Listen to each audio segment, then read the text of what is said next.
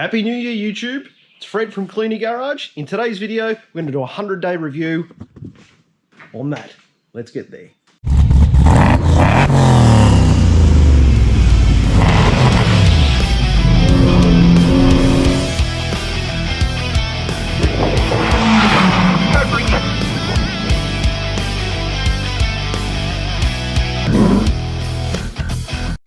She's a duck's guts.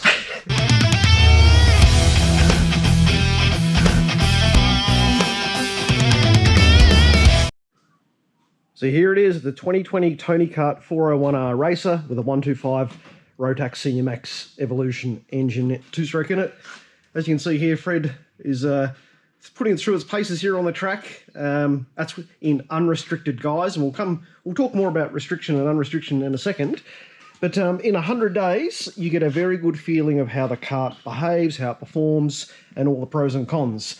So let's start at the rear of the kart, take you through some of the things that we have worked out, and also some learnings that we've had.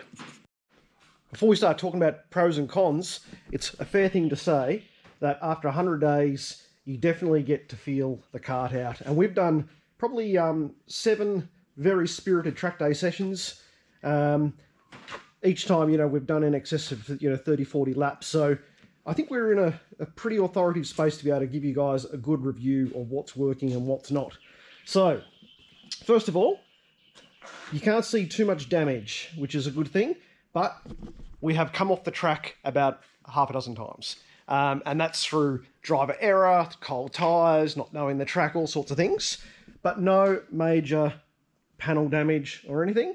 And we haven't had to do any major repairs. The only thing I will share with you is on this brake rotor, and I'll come around to it.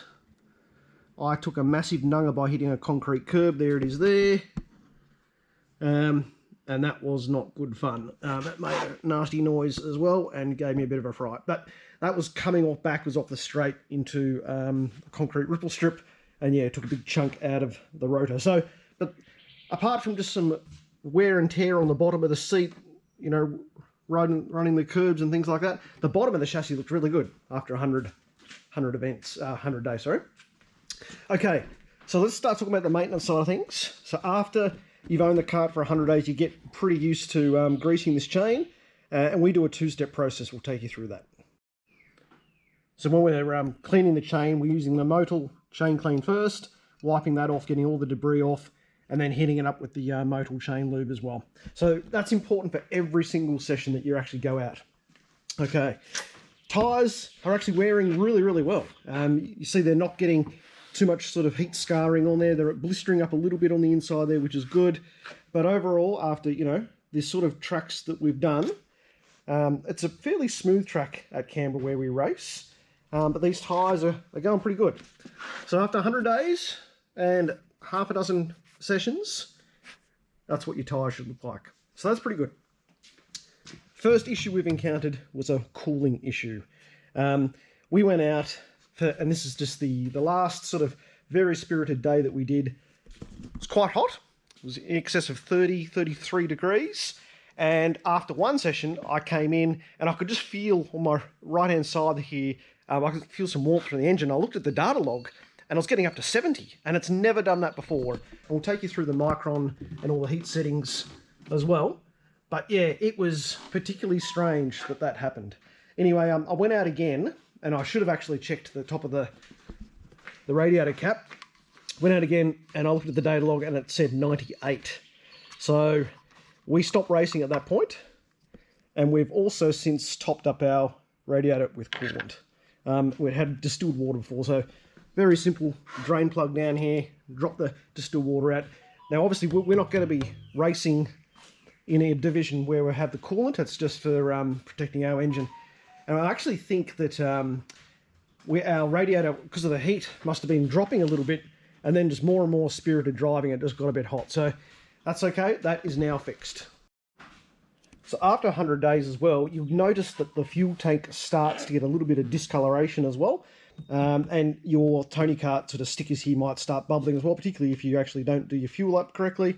That hasn't really happened to us. We drain this tank after a week, after not using it. So that hasn't been an issue for us, so that's been good. On the maintenance side for the battery, there's a little charging outlet here, and we actually put that on. See that little outlet just in there? And we put that on every night before we actually go racing, and it's worked a charm so far. And I haven't charged it since we last came out here, but starts the kart up fine, and that is all good. Now, starting procedure that we've actually now, after having the kart for 100 days, that's the choke just here. And we found that we only need to use that on the very first start of the day. And then we're out at the track, and whenever we come in, the choke is always off. So another 100-day checkpoint here is super reliable, easy to start, easy to charge, kart that we've had no dramas in that respect at all. Right, this is the footage of unrestriction at our local track here.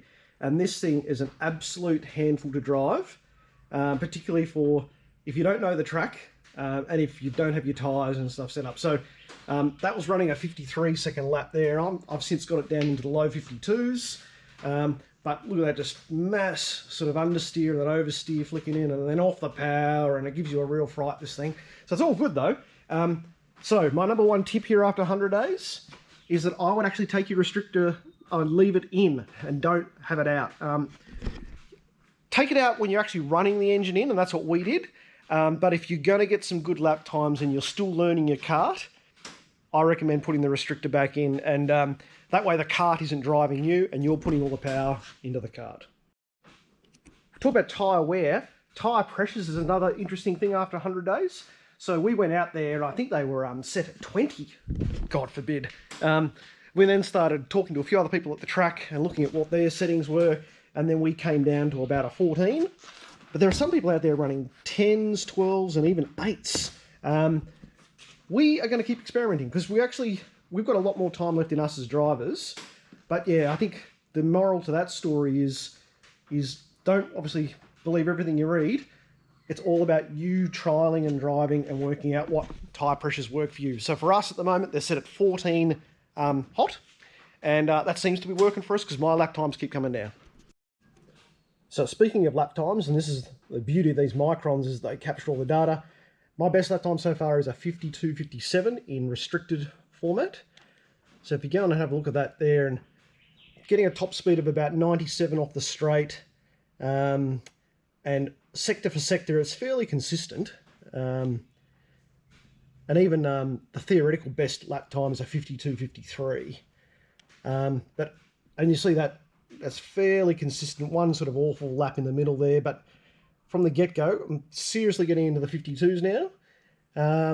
But the big thing is that I know there's at least 3 corners that I'm monumentally stuffing up. So my game here is to get my driver skill to get the kart into the high 40s, then take the restrictor out and see if I can get lower than that. But if I'm still improving, that's another 100-day thing. Don't start modifying the kart until you've got the modification out of the driver.